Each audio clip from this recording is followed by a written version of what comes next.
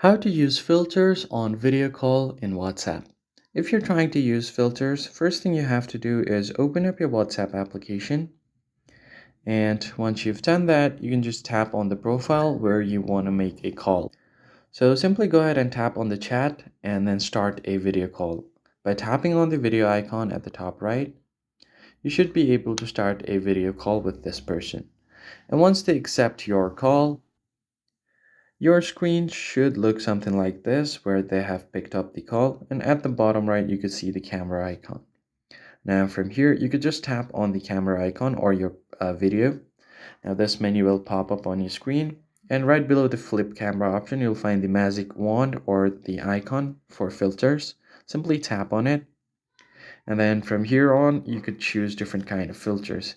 There is warm filter, cool one, light leak, and many more. There is also a fisheye effect. And along with the filters, you could also add different kind of effects like these ones, nice day. You could add glasses, star windows, and many more. So that's how you use filters on WhatsApp call. I hope this tutorial was helpful. I'll see you guys on the next one.